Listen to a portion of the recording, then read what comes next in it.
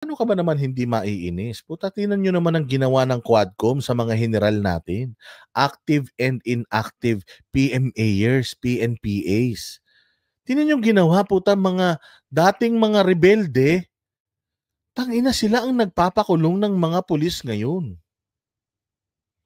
Saan ka mo makakita ng ganun, mga bossing? Di ba? Ito, basahin natin tong ano na to. Basahin natin to mismong ano na to ni Sir Jason sa tingnan ninyo ha. Ito yung open letter ng mga military. Mga bossing sa ating ano sa ating administrasyon. Ayan, sige tanggalin natin 'to. Ayan. Oh, sabi dito,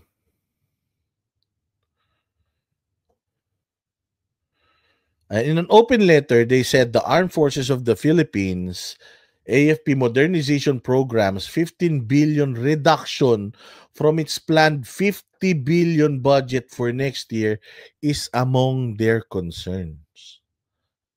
Oo, among their concerns mga bossing ha. Sabi ko nga sa inyo, ibawasan mo yung budget tapos dagdagan mo yung allowance. Putang ina, nakatarantaduhan yun. Ayuda yun. Hindi yun. Mas importante sa mga sundalo yung buhay nila. So when you say, gagawin mong modern yung AFP, ibig sabihin, makakatulong yun sa pag-preserve ng buhay nila. Why? Mas magiging powerful sila compared dun sa mga kalaban. So, the likelihood na madisgrasya sila, mas liliit versus sa estado ng ano natin ngayon, ng depensa natin ngayon, na pwede tayong talagang, mas malakas pa yata yung mga baril ng mga rebelde kaysa sa mga ano natin, sundalo natin eh. So kapag meron kang modernization program, ibig sabihin, mas lumalakas ka kaysa sa mga kalaban mo. Therefore, yung chances na mas nananalo tayo, na ma-preserve yung buhay ng mga military natin, mas mataas, di ba? Binawasan nila ng 15 billion yung 15 billion. O di magkano na lang, 35 billion na lang. Ano na lang magagawa nun? Sayang pa yun, di ba?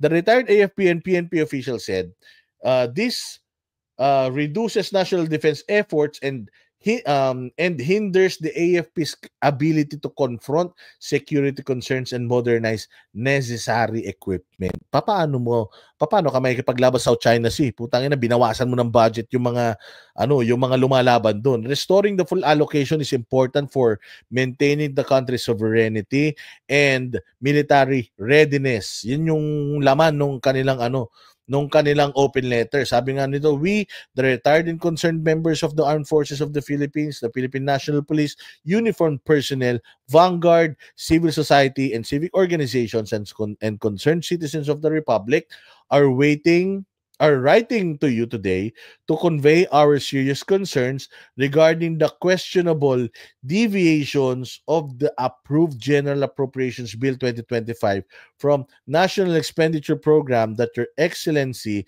submitted to Congress. So this is all about budget. Saan napupunta yung budget? Sabi ko nga sa inyo putang ina, galit na galit etong mga sundalo na to sa korupsyon. Nandoon sila sa bundok, nakikipagpatayan sila sa mga rebelde. Butas-butas yung mga medyas nila, sira-sira mga sapatos nila, kinakain nila, damo-damo na lang sa bundok. Tapos malalaman mo yung pera na para sa kanila, puta kinakatkong ng mga naka-aircon sa kongreso, ng mga general nila na nasa kampo, na pakuya-kuyakoy lang, habang sila nakikipagbakbakan sa kahit makapag-ahit, mga amoy putok na. Dahil sa Hell Week, alam niyo yung Hell Week, isang buong linggo na walang tulog yun, mga bossing. One full week walang tulog kapag ka Hell Week. Palitan lang sila natutulog. Ang sasarap ng buhay ng mga general, kumukubra ng pera mula sa mga amo nila, sarap ng buhay ng mga nasa Congress, ang lalaki ng tiyan, ang mamahal ng relos, tapos yung mga sundalo natin na nagtatrabaho para sa bayan para mamuhay tayo ng safe dito sa Kapatagan, tayo na binibwisit ng mga hinayupak na ito. So ayun mga bossing, ang talagang grievances, pera. Ninanakaw yung pera, binabawasan nyo yung mga budget. Ano pa yung mga nakalagay dito? These changes are the remarkable upgrades and new items which are unnecessary and which favor less important needs at the expense of most basic needs of the Filipino people, including the welfare and security of our country. The retired official said they're asking the president to return the budget to the bicameral conference, blah, blah, blah. Ano pa dito? Furthermore, we urge your excellency to use your veto power to delete extraneous clauses and support the return of monies to monies to essential sectors that were unfairly disregarded throughout the financial process. 'Di ba? Among the budget issues raised by the open letter were the unjustified increase of allocations for the Senate from 12.830 billion to 13.930 billion. The House of Representatives budget that grew from 3.45 billion to 33, doble billion at the Department of Public Works and Highways, budget that was proposed at 288.6 billion but naging 1.13 trillion. Putang ina, sobra. 2.88.6 billion lang ang budget, putya, naging 1.13 trillion. Imagine niyo gaano kalaki yan. Binawasan mo yung education, binawasan mo yung health, binawasan mo yung military, tapos puta nagdagdag ka ng ganito kalaking pera sa DPWH?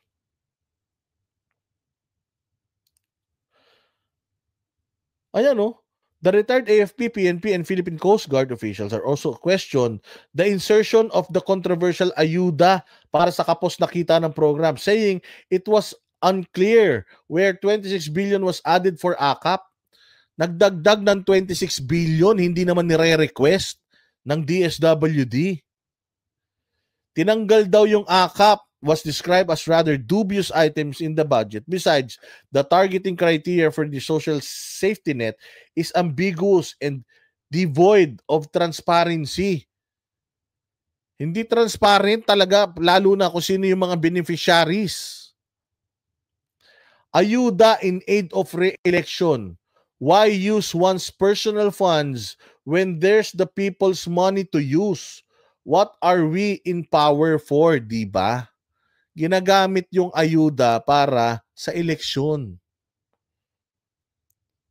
Kaya nga sinasabi nito mga to, I concur, Mr. President, please veto the objectionable portions of the budget and demand that Congress stop hijacking the annual budget for its own parochial interest at the expense of national priorities, at the expense of taxpayers' money. So lahat ng ito nag-stem sa Congress. Lahat ng ito mga bossing nag-stem talaga sa kakurakutan ng Kongreso. Even the retired military na hindi naman talaga political, napansin na nila na maling-mali na po ito. Hindi na po tama ito at ito yung nakikita ni Trillanes na palakas na boses ng mga retired personnel ng PNP at saka ng mga AFP. So, delikado sila dito. And if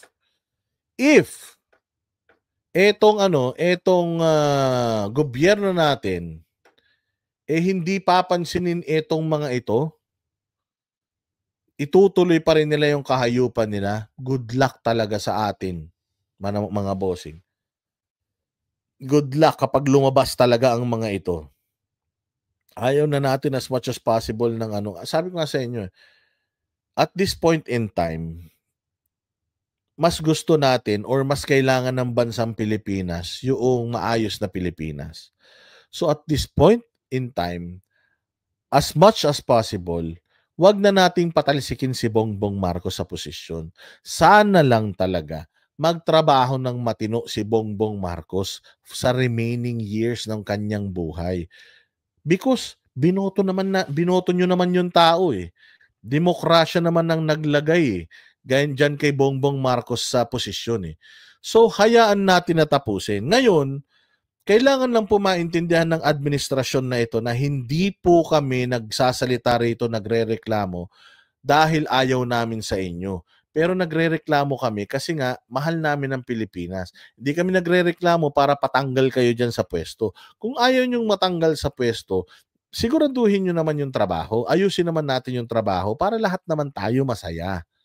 'Di ba? Ayaw nyo palang napupulaan kayo. Sana i-consider ninyo yung mga batiko sa inyo and try to i-try nyo maging maayos, i-try nyo maging matino, 'di ba? Kasi kung maayos at matino na kayo, di all goods tayo, magrereklamo ba tao? 'Di ba? Kaya ngayon sabi ni PRD, sabi nga ni Chori Choli, isubsob mo yung ulo mo sa trabaho. You are expected to do that. Binoto ka ng 31 million magtrabaho ka, sir. Huwag mong hayaan na yung mga tao sa paligid mo yung nasusunod because hindi naman sila ang ibinoto ng tao kundi ikaw. Aralin mong maigi, Bongbong. Bumaba ka sa mga mamamayang Pilipino, pumunta ka sa mga bukid. Alamin mo yung problema nila. Huwag mong alamin yung problema ng bayan diyan sa mga oligarko mo rin na mga kasamahan diyan sa paligid mo. Bumaba ka sa mga Pilipino, lumabas ka ng bahay mo. Huwag kang putang ina kung ano-anong ginagawa niyo, party concert kayo ng concert. Umiikot ka sa buong Pilipinas, alamin mo problema. Pag-usapan niyo yung solusyon, hindi yung putang ina, pare-parehas yung tinatapik yung mga sarili ninyo, job well done kayo ng job well done sa mga sarili ninyo, wala naman kayong nagagawang matino talaga. Di ba?